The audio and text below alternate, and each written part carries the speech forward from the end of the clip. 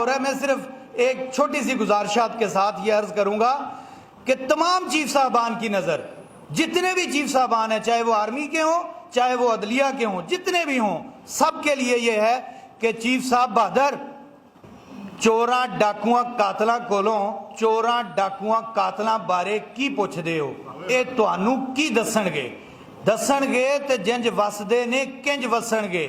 कौन आखे कि मेरा पुत्र कातल, केड़ा कवे मेरा भरा सारियां तो वड्डा डाकू, मेरे चाचे लोकां दियां जायदादां ते कब्जे कीते ते लोकां दी उमर कमाई लुट के खा गई मेरी ताई, मेरे फुफ्फड़ टैक्स चुराए ते मेरा मामा चोर सिपाही।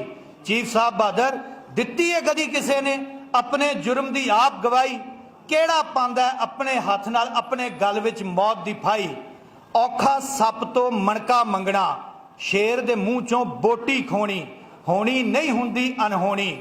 चीफ साहब बहादुर साडे घर विच डाके वजे, साडियां नीयां पट्टियां गईयां, साडियां इज्जतां लुटियां गईयां, साडे वेड़े लाशां बिछियां ते असी विचारे कमजोर हत्थां दे नाल इंसाफां दे बूहियां नूं खड़कांदे रह गए, इन्हां कावां कुत्तियां कोलों अपने जख्म छुपांदे रह गए।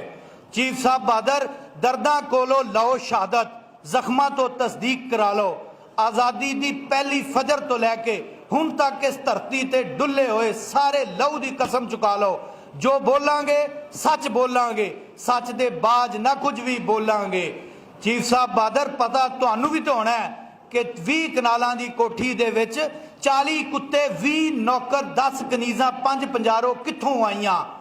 चीफ साहब बहादुर असी विचारे बोड़ा थल्ले उगण वाली घाह दे तीले, धुप ते मींह नूं तरस गए आ, लख करोड़ां दा की कहना, 10 ते 20 नूं तरस गए आ।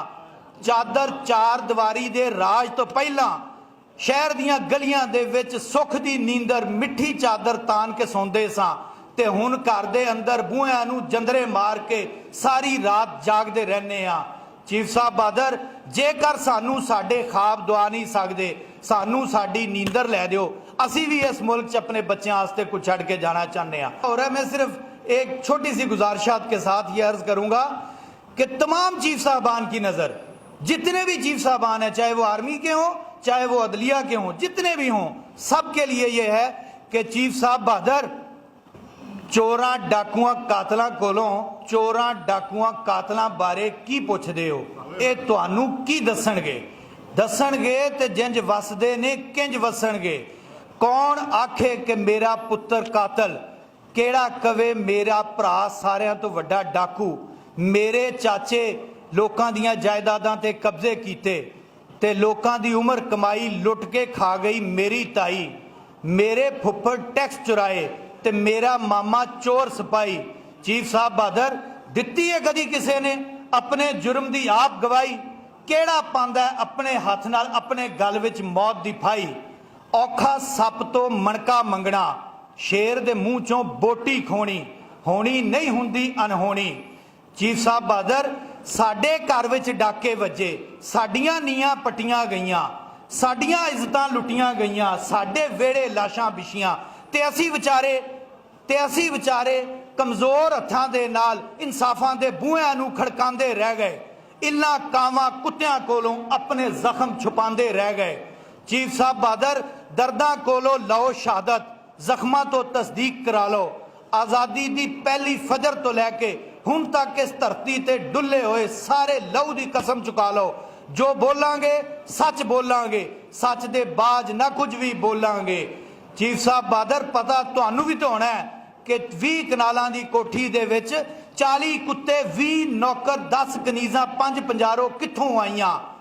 चीफ साहब बहादुर असी विचारे बोड़ा थल्ले उगण वाली घाह दे तीले, धुप ते मींह नूं तरस गए आ, लख करोड़ां दा की कहना, 10 ते 20 नूं तरस गए आ। चादर चार दीवारी दे राज तो पहला शहर दियां गलियां दे विच सुख दी नींदर मिठी चादर तान के सौंदे सां ते हुण घर दे अंदर बूहियां नूं जंदरे मार के सारी रात जागदे रहने आ। चीफ साहब बहादुर जेकर सानू साडे ख्वाब दुआ नहीं सकदे, सानू साडी नींदर लै दिओ, असी भी इस मुल्क च अपने बच्चों वास्ते कुछ छड़ के जाना चाहते हैं। बहुत शुक्रिया।